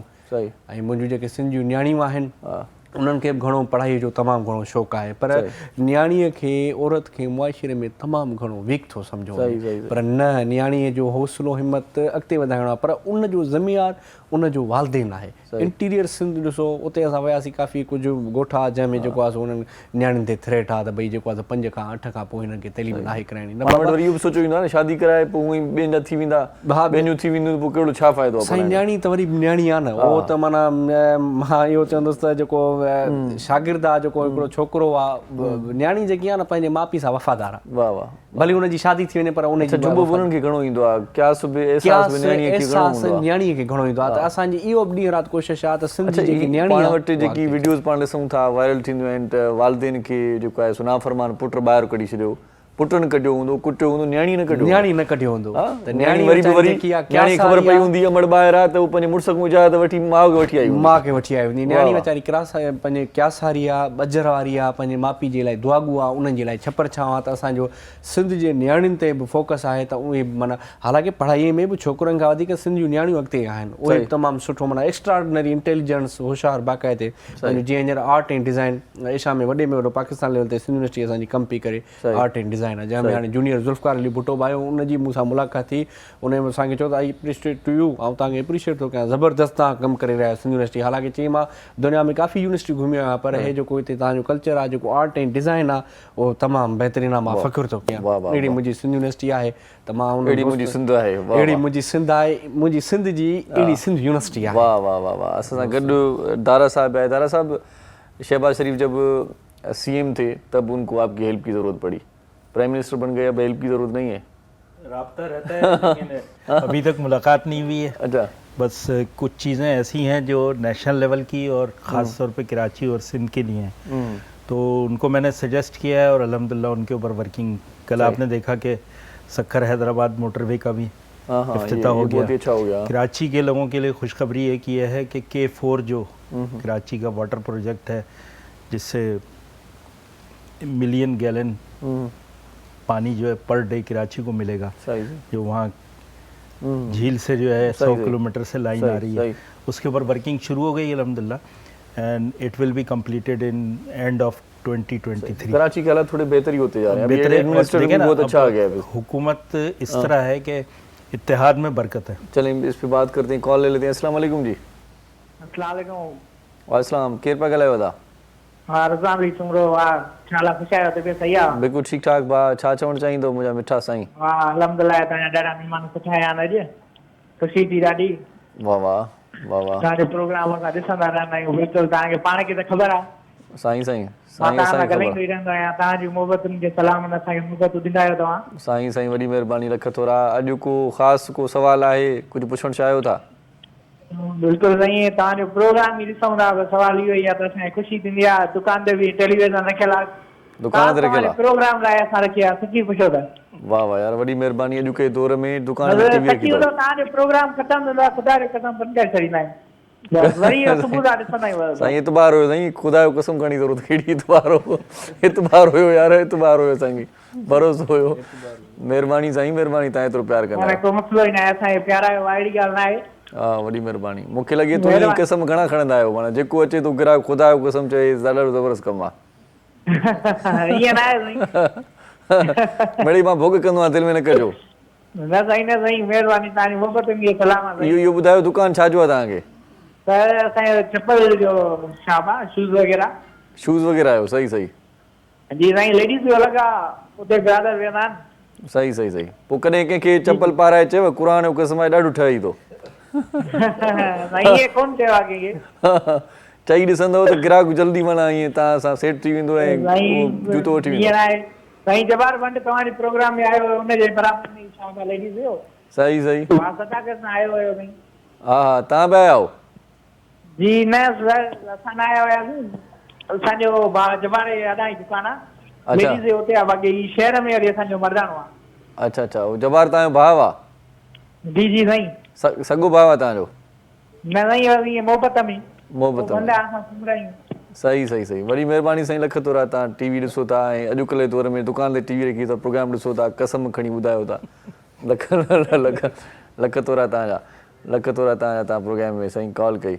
सो हाणे पाण पंहिंजी कचहरी पे कईसीं, ॿुधायो पे तव्हां त सिंध हाणे माना सुधरी वई आहे, सुठी थी वई आहे, कराची जूं हालतूं बहितर थी वियूं आहिनि, प्राइम मिनिस्टर जी ॻाल्हि पिया कयो त। मेरी एजुकेशन सकरंद पब्लिक स्कूल से शुरू हुई। अच्छा। मेरे फादर वाइस प्रिंसिपल थे एग्रीकल्चर इंस्टीट्यूट सकरंद के। अच्छा।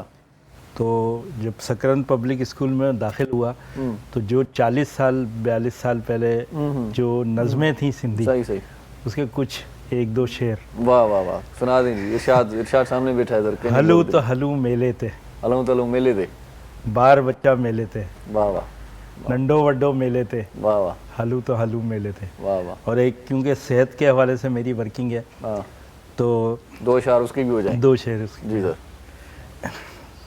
सेहत में ही आए सफाई, वाह वाह। सेहत में आए सफाई, आई सफाई, सर यूं ही हो जाए ना, सफाई में सेहत आए, सफाई में सेहत। ये सेहत में आए सफाई और ये समझ में ना आए वालों, ठीक है। लेकिन ये कि आपकी एजुकेशन, आपकी सर वो शेर पूरा हो गया।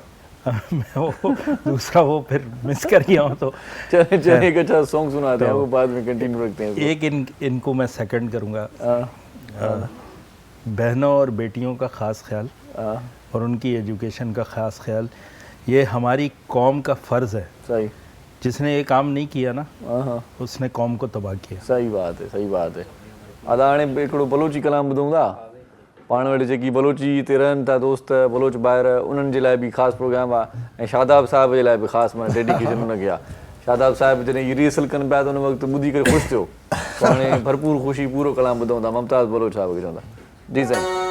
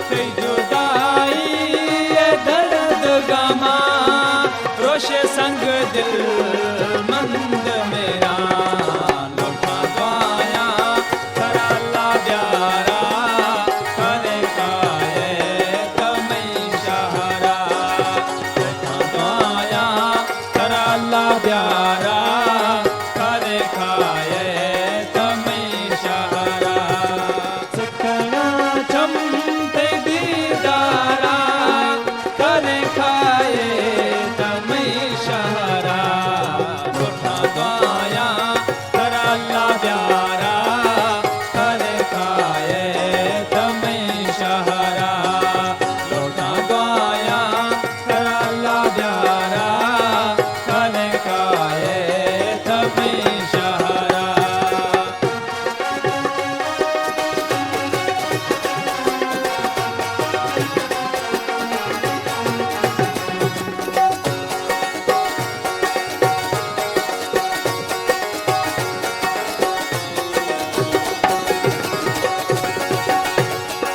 तारिक बुगटिया याद दिला कना सोचा करे खारे अल्लाह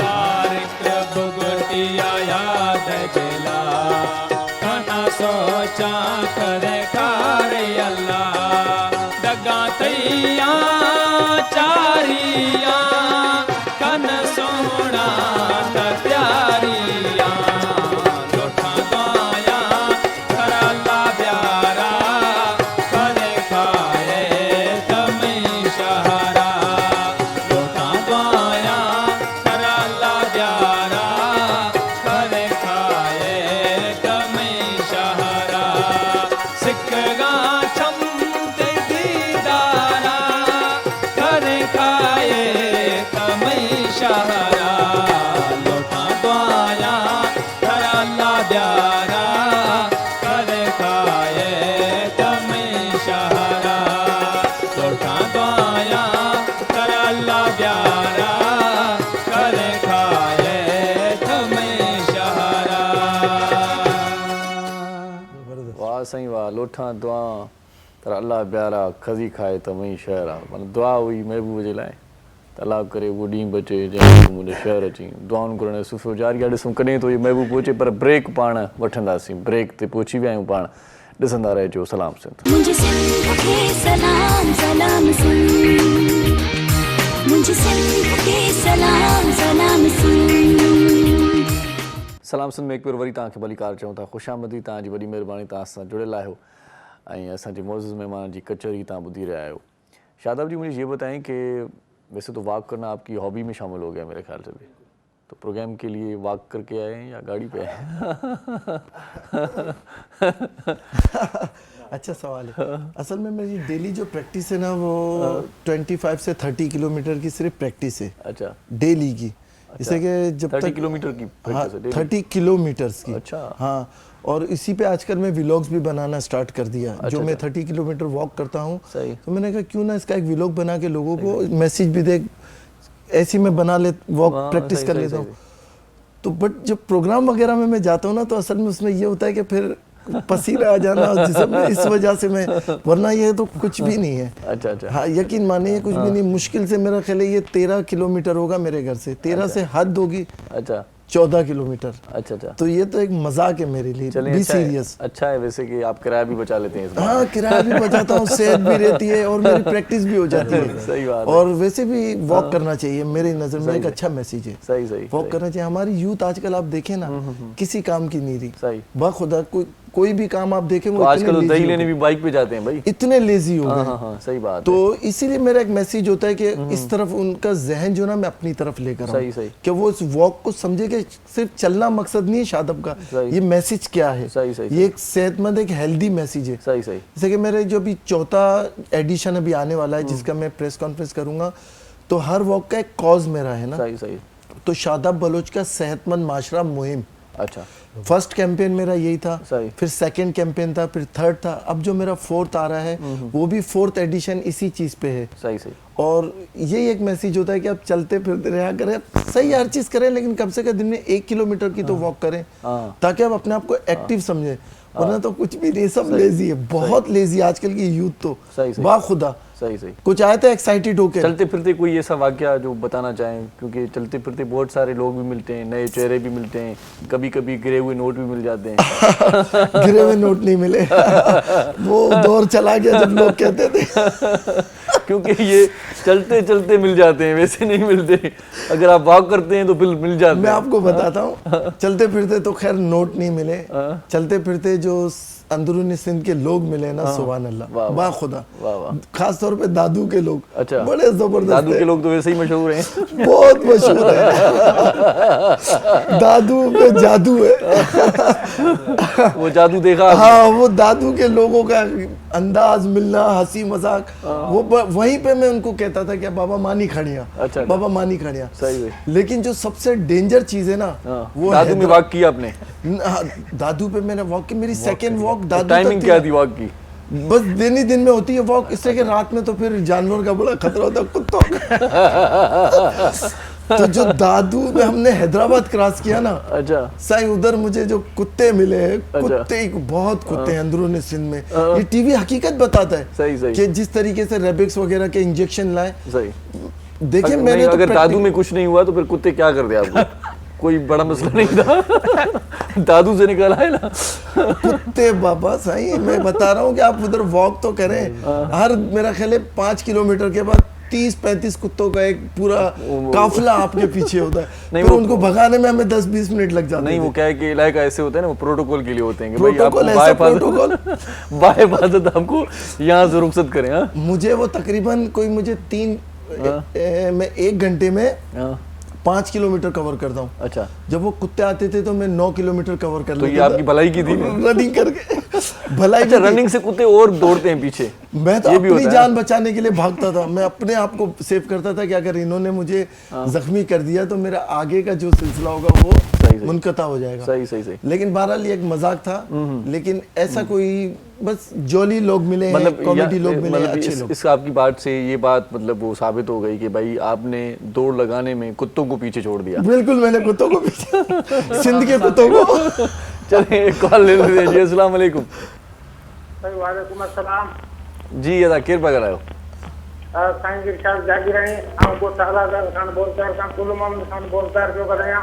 साईं साईं वॾी महिरबानी साईं, छा चवणु चाहींदो? भई प्रोग्राम तव्हांजो ॾिसंदा, प्रोग्राम तव्हांजो राजा हली रहियो आहे ऐं प्रोग्राम जी जेतिरी वाखाण कजे सा बिल्कुलु घटि आहे। ऐं सवेरे साईं जन चयो 35-36 कुता फिरी आया, असां कुतनि खे ॾिसी करे मायूस थी वियासीं। हा, तो कुतनि जे हवाले सां इहा अगरि कंदासीं त कुता जेके ख़तरनाक जानवर आहिनि, कोशिशि करे जेतिरो थी सघे माण्हू कुतनि खां पासो करे त बहितर आहे। सही सही सही।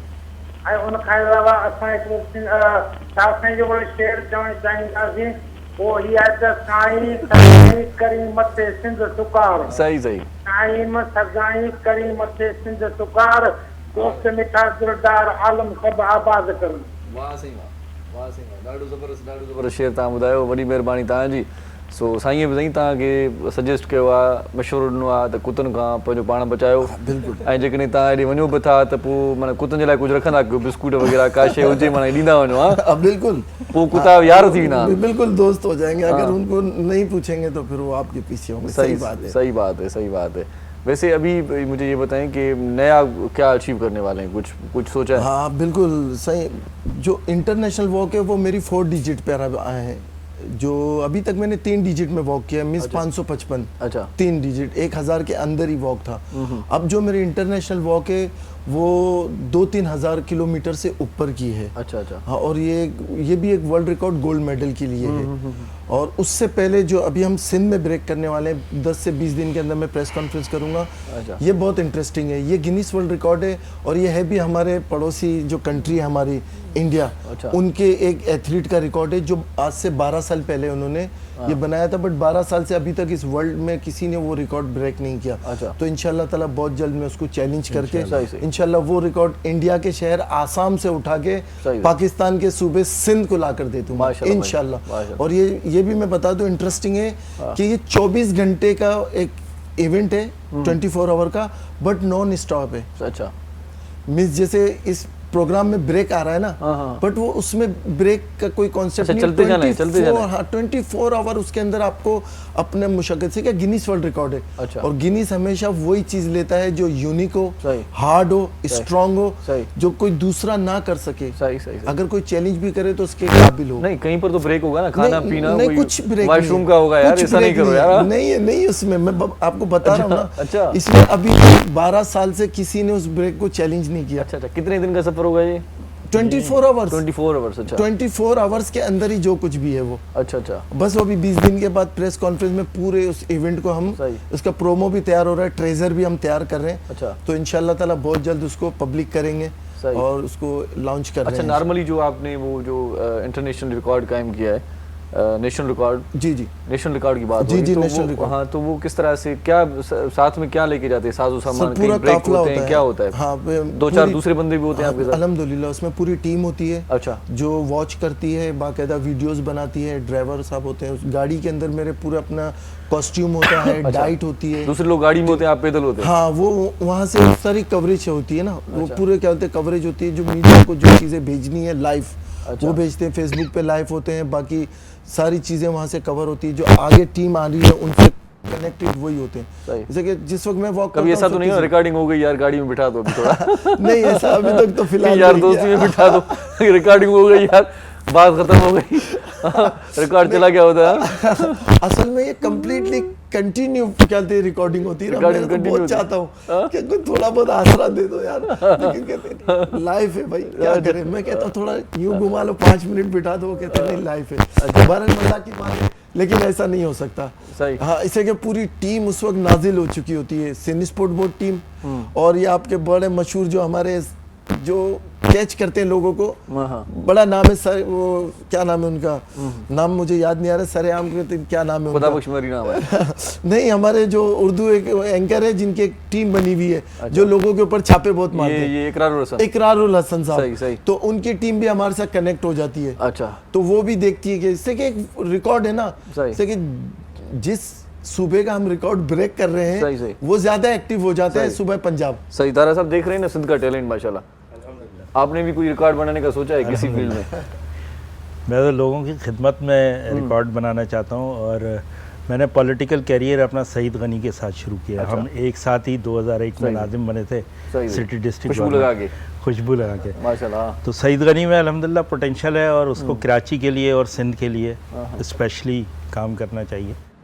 और दूसरी बात यह है कि पाकिस्तान के हर कोने के अंदर टैलेंट भी मौजूद है, उसको ग्रूम करने की और उसको ऊपर स्टेज पे लाने की ज़रूरत है। पाकिस्तान में अगर हम हर फील्ड के स्पेशल लोगों को, एक्सपर्ट्स को एक साथ बिठा दें और उसके बाद उनसे काम लेना शुरू कर दें, कोई ज़रूरी नहीं है कि उसके लिए कोई बहुत ज़्यादा पैसे खर्च करने की ज़रूरत होती है, लेकिन उनको गैदर करके, जैसे कोई सिंध में होगा, कोई बलूचिस्तान में होगा, कोई पंजाब में होगा, कोई KPK में होगा, अगर गैदर करके एक्सपर्ट्स की टीम हर फील्ड की, चाहे वो हेल्थ हो, एजुकेशन हो, अपने म्यूनसिपल सर्विसेज हों, ये कोई भी फील्ड हो, उसमें जब आप बिठा देंगे ना, तो वहाँ से जो आपको SOPs बन के मिलेंगी ना, वो पाकिस्तान को बहुत ऊपर ले जाएंगी। स्पोर्ट्स है, सही, स्पोर्ट्स में देखें ना, ये नौजवान जो है अकेला वर्किंग कर रहा है, इसकी बहुत सारी और भी सोच होगी कि अगर मुझे ये भी फैसिलिटेशन मिल जाती तो मैं ये भी कर लेता। एक पोटेंशियल है इसमें, इसको ग्रूम करने की ज़रूरत है। और इसी तरह ये नौजवान बैठा हुआ है, इसको ग्रूम करने की ज़रूरत है, इसकी पॉजिटिव सोच को ग्रूम करने की ज़रूरत है। देखिए, हम जब तक मसलक में, फ़िरक़े में, ज़ुबान में फंसे रहेंगे ना, ये पाकिस्तान हमारी मिल्कियत है, ये किसी पॉलिटिशियन की मिल्कियत नहीं है, ये यहाँ के अवाम की मिल्कियत है।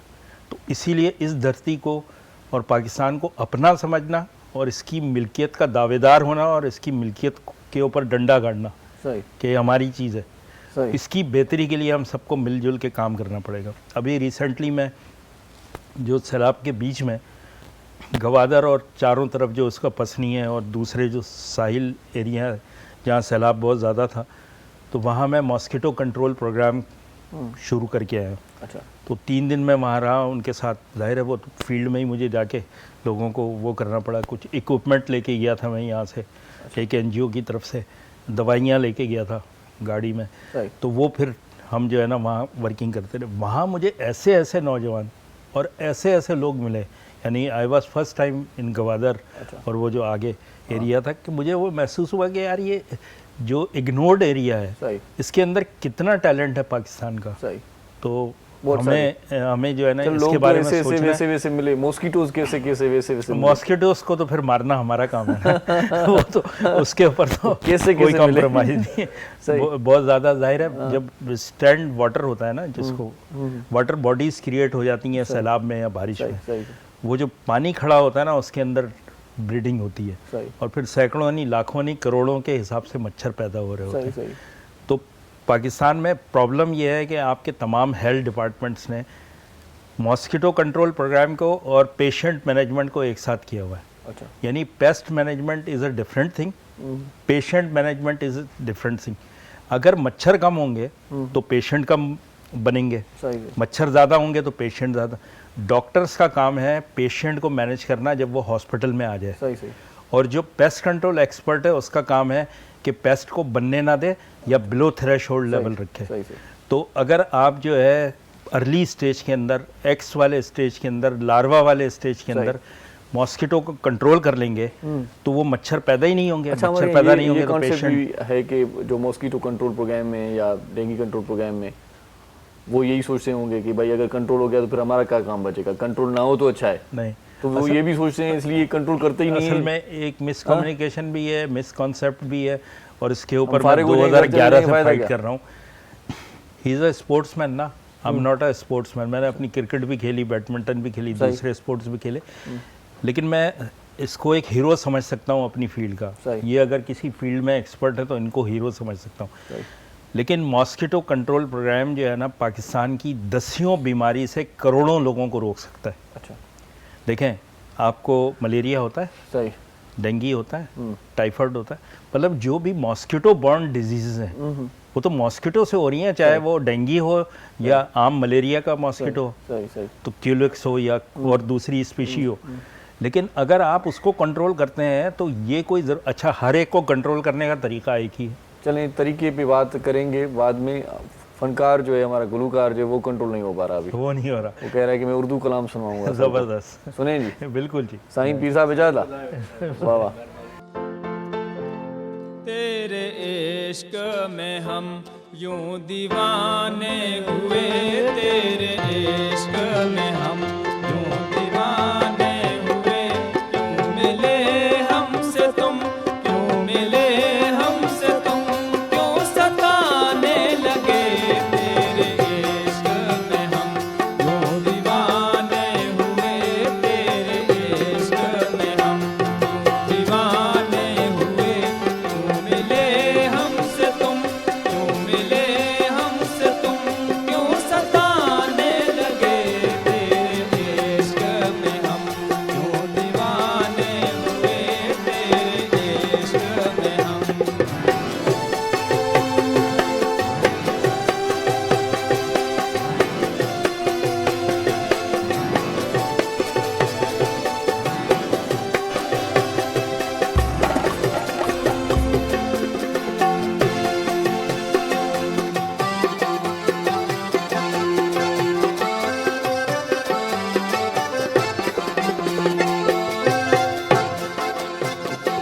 तुमसे पहली नजर में मोहब्बत हुई,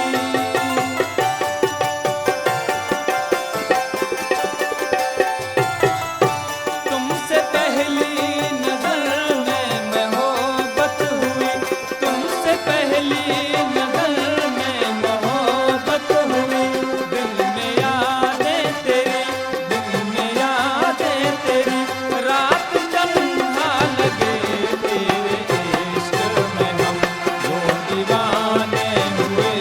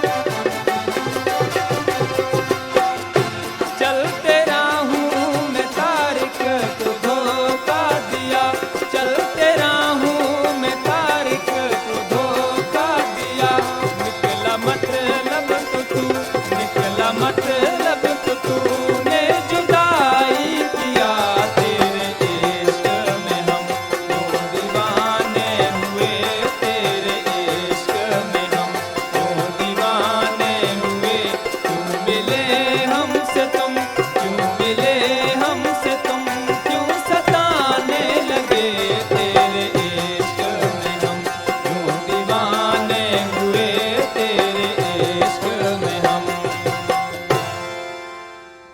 वाह जी वाह, क्या कहने भाई, जवानी की तरफ ले गया। हाँ ना सर, याद आ गई ना। वाह वाह, हिते शॉर्ट कमर्शियल ब्रेक वठंदासीं, मोटी था अचूं, गॾु रहिजो, ॾिसंदा रहिजो सलाम सिंध। मुझे सिंध के सलाम सलाम सिंध मुझे सिंध के सलाम सलाम सिंध। सलाम सिंध में वरी तव्हांखे भलीकार चऊं था ऐं प्रोग्राम जा आख़िरी लम्हा आहिनि। कचहरी जो सिलसिलो असांजो कंटिन्यू आहे। शादाब साहब असां गॾु आहे, दारा साहब ऐं पीर साहब असां गॾु आहिनि। शादाब साहब, कोई ऐसे कोई मसाइल जो दरपेश आते हों, हुकूमत से कुछ कहना चाहते हों? नहीं, ऐसा कुछ भी नहीं है, बस जो क्योंकि जितनी अपने कैपेसिटी बलबूते पे कर रहे हैं ना सारा कुछ। हाँ, सिंध स्पोर्ट बोर्ड भी साथ है, बाकी हम लेते हैं स्पॉन्सर्स, जितने भी ब्रांड्स कंपनियां हैं उनसे लेते हैं। हाँ, ये हम कह सकते हैं जो हम अपनी यूथ से, जो हम अपने सिंध के जो स्टूडेंट हैं, जो हमसे छोटे यूथ है, जिनके लिए हम ये कर रहे हैं, प्लेटफॉर्म हम बना रहे हैं आगे के लिए, जो हम रिकॉर्ड्स ला रहे हैं, हम अपनी यूथ से सिर्फ ये रिक्वेस्ट करेंगे कि आप भी हमें सपोर्ट करें। आप हमारे जितनी भी वीडियोस वगैरह जो आप हमें लाइक करेंगे, हमारे जो फैन फॉलोअर्स जब बढ़ते हैं, देन कंपनी हमें स्पॉन्सर करती है। सही सही। अब वो गलत चीज़ों को जो प्रमोट करते हैं जिसमें पाकिस्तान को फ़ायदा नहीं होता, उनकी अपनी ज़ात को फ़ायदा होता है। सही। तो हम जो काम कर रहे हैं हम पाकिस्तान के लिए कर रहे हैं, हम रिकॉर्ड ला रहे हैं पाकिस्तान के लिए ला रहे हैं। तो आप हमें सपोर्ट करें। हम सिर्फ अपने यूथ से, स्टूडेंट से, जो हम अपने जवानों से ये कहते हैं कि आप हमें भी सपोर्ट करें। हम ये नहीं कहते कि सिर्फ हमें करें, आप हमें भी सपोर्ट करें, इससे कि हम जो काम कर रहे हैं उससे पाकिस्तान सिर्फ हमें नहीं करें, हमें भी करें। हाँ, सही बात है। ऐसा नहीं है ना, आप ये ना समझे कि इसमें सिंध को फायदा है, हमारे मुल्क को फायदा है, हम जो रिकॉर्ड्स ला रहे हैं। सही सही। तो सिर्फ हमें अपनी यूथ से ये रिक्वेस्ट है, बाकी तो जो जैसा चल रहा है हम कहते हैं फिलहाल चलने। तो सोशल मीडिया पे एक्टिव हैं आप? क्योंकि सारा कुछ अभी सोशल मीडिया पे आ गया है। हाँ, नहीं, सोशल मीडिया पे तो हैं। मैं आपको बता रहा हूँ कि मैंने अपनी छालों वाली वीडियो, जो मेरे पैर में 14 से 15 छाले थे, जो वॉक करके हम आए थे 555 किलोमीटर। अच्छा। तो जो वीडियो हमने अपलोड की थी, तो 1.5 साल में 133 व्यूज थे। अच्छा। और एक हमने वीडियो देखी जिसने अपनी शलवार ऊपर करके बलून रोडों पे लोगों को मार रहे थे, प्रैंक कर रहे थे। मींस इतना घटिया हरकत अपनी कराची में कर रहे थे। सही। तो उनके 1 मिलियन व्यूज थे। सही सही। तो ये क्या है, काउंसलिंग नहीं है हमारी यूथ की कि किसको प्रमोट करना चाहिए। सही सही। तो सिर्फ हमारी यही रिक्वेस्ट होती है कि जो हम अपने मुल्क के लिए कर रहे हैं, गोल्ड मेडल ला रहे हैं, गोल्ड मेडल लेकर आए। सही सही सही। तो आप हमें प्रमोट करें। ये प्राउडली मूवमेंट्स होते हैं। हाँ, तो आप हमें भी जो हम डिजर्व करते हैं उतना तो कम से कम हमें प्रमोट करें, हमें सपोर्ट करें, ताकि असल में जितने भी ब्रांड्स हैं ना, उनकी अपनी एक फॉर्मेलिटीज है। सही सही। वो ये नहीं देखती कि आप गोल्ड मेडल लेकर आए या आपने पाकिस्तान का फ्लैग उठाया। रियली मैं आपको बता रहा हूँ, सही सही। वो ये देखती है कि आपको कितने लोग फॉलो कर रहे हैं, आपकी व्यूअरशिप्स कितनी है, देन हम आपको अपने ब्रांड का वो देंगे। सही। ताकि हमें एडवर्टाइज में हमारे आपके उस चैनल से हमें भी प्रमोशन मिले। घर वाले तो ये देखते हैं, घर वाले क्या देखते हैं? घर वाले सपोर्ट करते हैं कि भाई कुछ मिला नहीं है, नहीं नहीं नहीं, क्या फायदा, खामखा रुल रहे, वैसे तो नहीं कहते ना। अल्हम्दुलिल्लाह फैमिली भरपूर सपोर्ट कर रही है। अच्छा। जितने फ्रेंड सर्कल है वो सपोर्ट कर रहे हैं। जिस इलाके में मैं रहता हूँ उनका मैं प्राउड हूँ, वो मुझे सपोर्ट कर रहे हैं। तो मुझे अभी तक नेगेटिव कोई भी चीज़ नहीं मिली। सिर्फ मोटिवेशन मिला है, सपोर्ट कर रहे हैं। कोई चीज़ की अगर नीड भी हो जाती है मुझे पर्सनली, तो मैं देखता हूँ, तो ये है कि कहीं ना कहीं से सर्कल में वो मुझे। अच्छा, मास्टर वॉकर होने के लिए क्या होना चाहिए? सबसे पहले क्या होना चाहिए? क्या जज्बा होना चाहिए? हिम्मत होनी चाहिए, हौसला होना चाहिए, सेहत होनी चाहिए, बॉडी होनी चाहिए, क्या होना चाहिए? बस ये है कि स्टार्ट 1 किलोमीटर से तो आप स्टार्ट लें। अच्छा। स्टार्ट लेते रहें। 1 किलोमीटर के बाद ऑब्वियसली आप 2 किलोमीटर पे आएंगे, 3 किलोमीटर पे आएंगे। फिर यह है कि आपका जज्बा क्या, आपका गोल क्या है, आपने क्या गोल अचीव करना है। एक टारगेट आप सेट करते हैं ना हमने कि यहाँ तक जाना है, तो वो आपका टारगेट होना चाहिए। कोई भी चीज़ अचीव करने के लिए गोल होना चाहिए। सही। तो बस ये कि प्रैक्टिस होगी मेन। आप जब प्रैक्टिस कर रहे हैं तो 1 से 2, 2 से 3, और फिर इंशाल्लाह ताला आप उसको 30-35 किलोमीटर, 50 किलोमीटर। अब जब हम वॉक करते हैं तो पर डे 60 किलोमीटर की मैं वॉक करता हूँ। अच्छा। प्रैक्टिस 30 किलोमीटर की है, बट जब हम फील्ड में उतरते हैं तो पर डे 60 किलोमीटर। सही सही ज़बरदस्त। पीर साहब हाणे पाण कचहरी कईसीं पे थोड़ी देर पहिरियां ऐं शागिर्दियाणियुनि जे हवाले सां बि ॻाल्हायोसीं पे त पाण खे पंहिंजी जेका सोसाइटी आहे उन में शागिर्दियाणियुनि खे अॻिते वधणु ॾिनो वेंदो आहे। इहे मनफ़ी लाड़ा कीअं ख़तमु करे सघजनि था, छा तव्हांजी सोच आहे?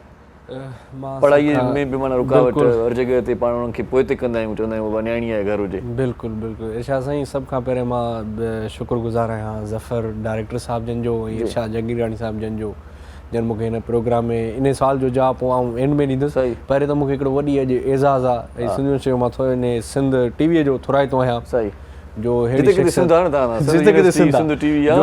शख्सियत शादाब भाई, so I proud of you, I appreciate. आपको पता है कि मैंने 2019 में 30 किलोमीटर वेट रिड्यूस किया। मैं 10 kilometre at a time walk करता था, Jamshoro Qasimabad Ali place to Jamshoro Sindh university वहाँ तक।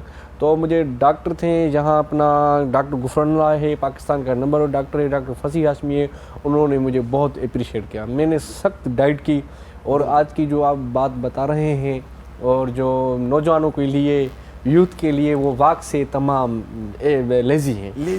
तो मैं सुबह शाम काफ़ी यूनिवर्सिटीज़ में, स्कूल्स में, कॉलेज में यही लेक्चर देता रहता हूँ इरशाद भाई कि अपनी वॉक करो, अपनी सेहत का कम से कम ख्याल रखो। मैं तो मेरी डाइट अभी चल रही है, मैं सुबह को एक नाश्ते में एक मानी खाता हूँ और रात को बस एक खाता हूँ, और फास्ट फूड मुकम्मल बंद है मेरा। मानी का जिक्र मत करें सर, ये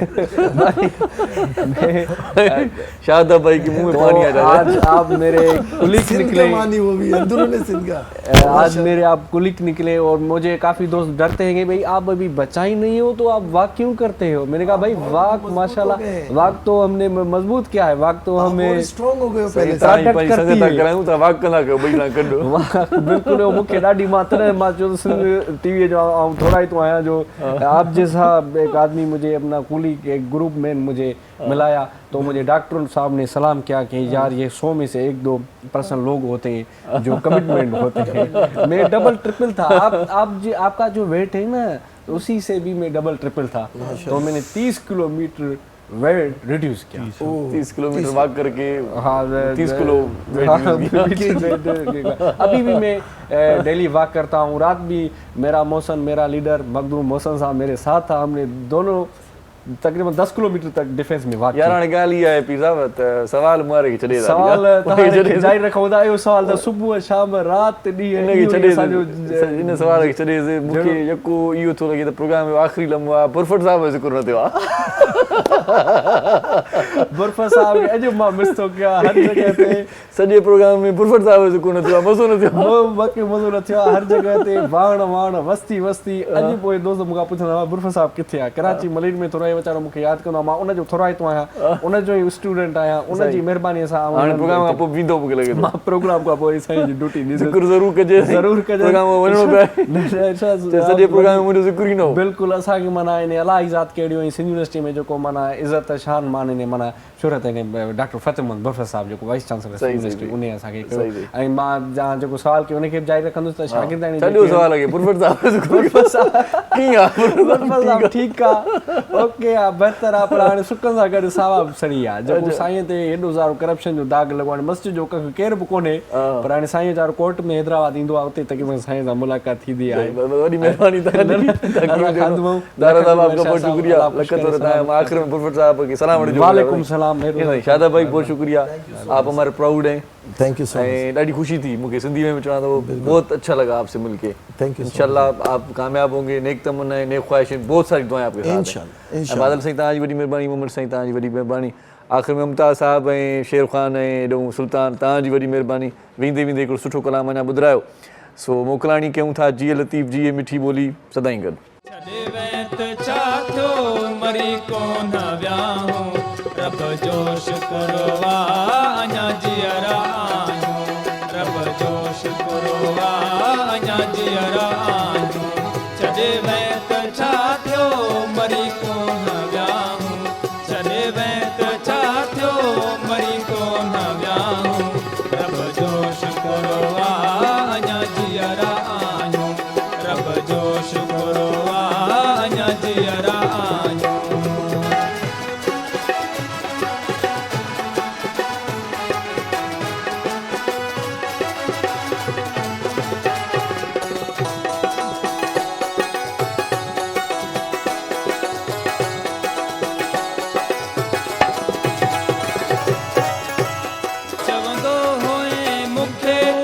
तुझो आहियां सिर साह खां वध तोखे थो चाहियां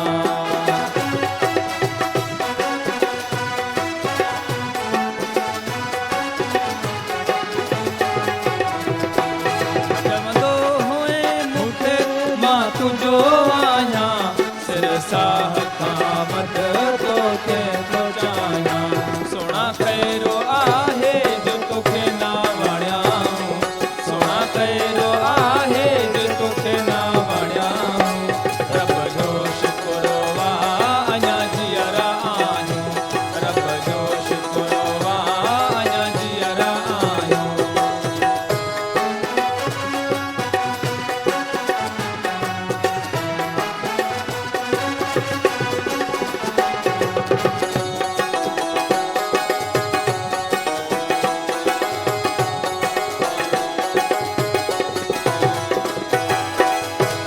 दिल जे अंदर मूं तोखे विहारियो तुंहिंजे लाइ सोहणा सभ सां फिटायो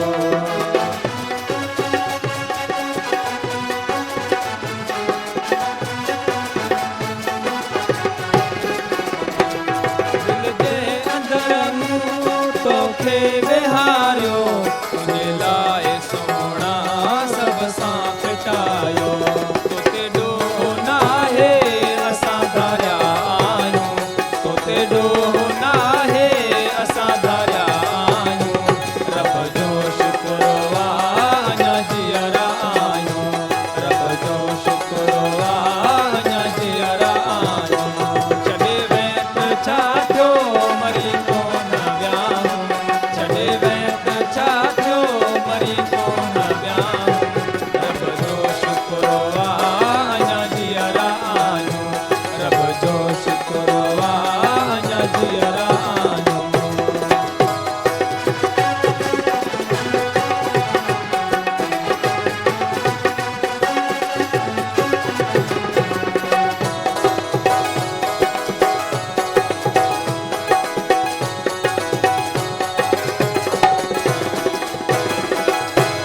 मुमताज़ भुगती असां सादा हासे हिकु शख़्स लाइ सभु कुझु छॾियासीं